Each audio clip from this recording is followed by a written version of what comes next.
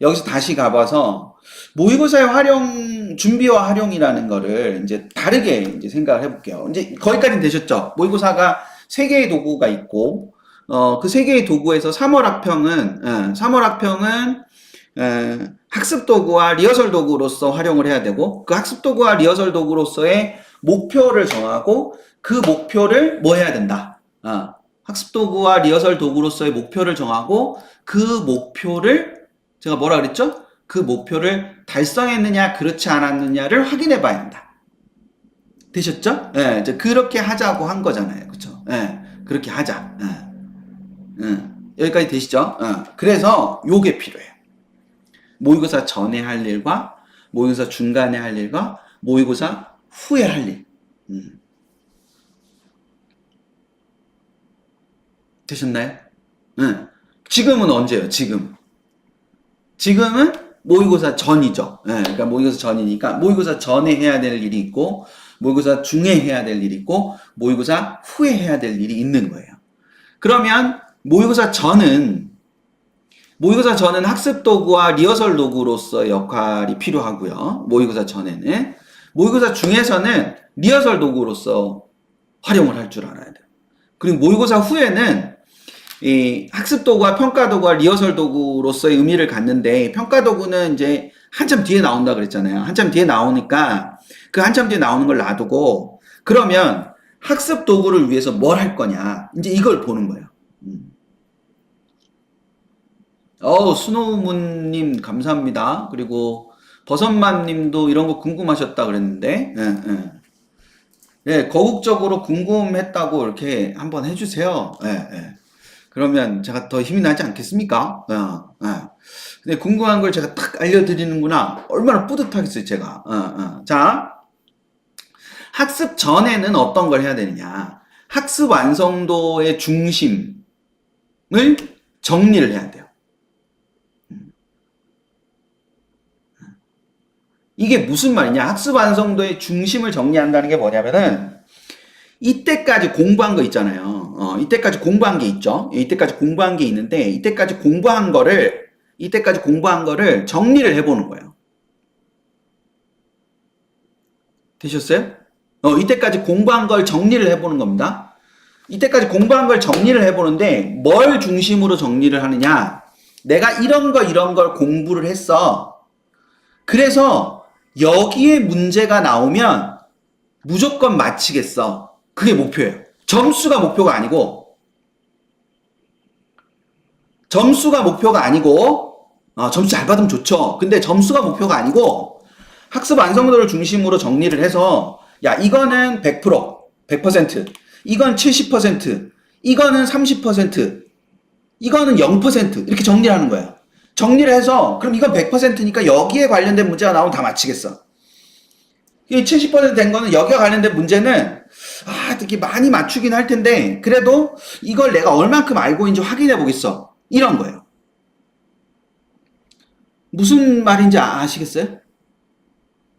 응. 이해되세요? 그러니까 이게 그러니까 아이랑 얘기해 보시는 거예요. 아이랑 야 이번 시험에서 너가 꼭 맞춰야 되겠다고 생각하는 문제는 뭐야? 이런 걸 물어보시는 거예요. 그럼 왜 그거를 맞추고 싶어? 방학 때 공부를 많이 했어. 뭐 이런 거죠. 그러니까 방학 때 내가 미분을 되게 열심히 했어. 그 미분은 내가 무조건 맞힐 거야. 그래서 애가 시험 보고 왔는데 미분 문제 다 맞췄대. 그럼 수학 점수 물어보지 말고 잘했다. 적어 놓으세요. 그러니까 미분을 다 맞히겠다 했다. 그럼 미분 문제를 진짜 다 맞췄다. 그러면 점수가 아니라 그러니까 수학 전체 점수가 아니라 야 잘했네 짱 이렇게 해주라고요. 짱이라고 그러니까 되게 나이 든 사람 같다. 그러니까 그런 부분입니다. 그렇게 생각하시는 거예요. 이게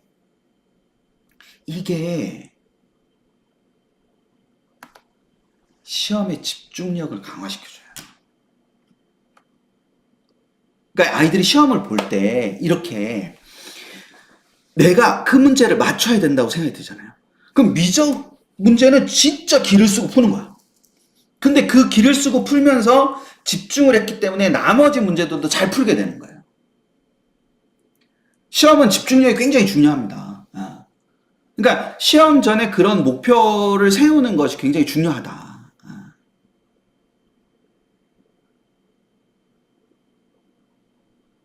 되셨죠? 예, 그거예요, 그거. 그러고 시험 중에 그걸 막 이렇게 했을 거 아닙니까? 그러고 난 다음에 목표 문제 정답률을 PT 예쁘지 않습니까? 제가 이렇게 손으로 이렇게 그려가지고 목표 문제 목표 문제 정답률을 이제 따지는 거예요. 그 목표 문제 정답률을 따지고 그 목표 문제 정답률을 따져서 봤더니 어떤 거는 풀었고 어떤 거는 못 풀었어. 그럼 그 못 푼 거에 대해서 공부를 해야 되겠다라는 거잖아요. 그쵸? 그리고 전혀 손도 못 댄 게 있었는데 그거는 내가 앞으로 공부를 할 거야. 그러니까 내가 보완할 것과 신규로 공부할 것. 이거를 그 다음 목표로 세우는 거예요. 언제까지? 6월 모평까지. 혹은 5월 학평까지. 뭐 이런 식으로. 그래서 그 이후까지는 그거를 하는 거야. 그거 보완하는 거, 그 다음에 새로 이제 하나나 두 개 정도의 개념을 더 가는 거. 그거를 학습 목표로 정하는 거죠. 학습 목표를 정해가지고 막 점수를 올리고 이러는 게 아니라 목표를 그걸 해서 하나씩 하나씩 그걸 없애가는 거예요.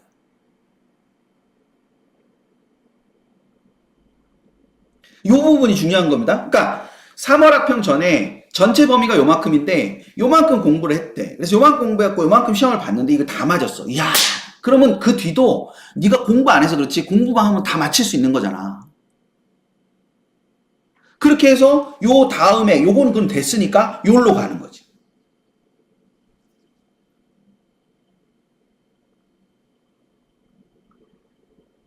그런 부분이라는 거를 가는 거예요.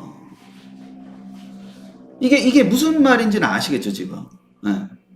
다만 이게 애들한테 이걸 물어보시고, 그러니까 애들이 이렇게 막 물어봐서 대답을 해주면 진짜 좋죠. 근데 대답을 안 해주더라도 계속 물어보시고 기다리시고 이렇게 하셔야 되는 거예요. 그렇게 한 다음에요. 그렇게 한 다음에 이거를 하려면 그래서 뭐가 필요하냐? 복기가 필요한 거예요. 시험을 복기하는 게 되게 중요한 겁니다. 그래서 시험을 보고 난 뒤가 그래서 훨씬 중요한 거예요. 지금 딱 보시기에도 여기 이게 보시기에도 시험 전에 시험 전하고 시험 중하고 시험 후를 봤을 때 시험 후가 훨씬 더 많이 적혀 있잖아요. 시험 후가. 그러니까 이 복기가 굉장히 중요한 부분입니다. 그리고 이 복기를 잘 하려면은 머리가 아니라 어딘가에 적혀 있어야 돼요. 그러니까 애가 쓰는 걸 되게 싫어할 수 있잖아요. 그러면 그런 걸 도와주셔야 되는 거예요. 그런 걸 써주셔야 되는 거예요.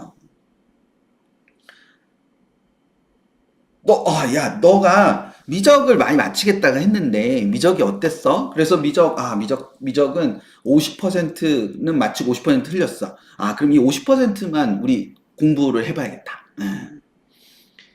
이런 거를 머릿속에만 있으면 안 돼요. 애들의 머릿속에만 있는 게 아니라 이게 기록으로 남아 있어야 됩니다. 그리고 그 50%를 지우는 맛이 있어야 되거든요. 다음번 시험에서 그걸 딱 지우는 그 맛이 있어야 되는 거예요.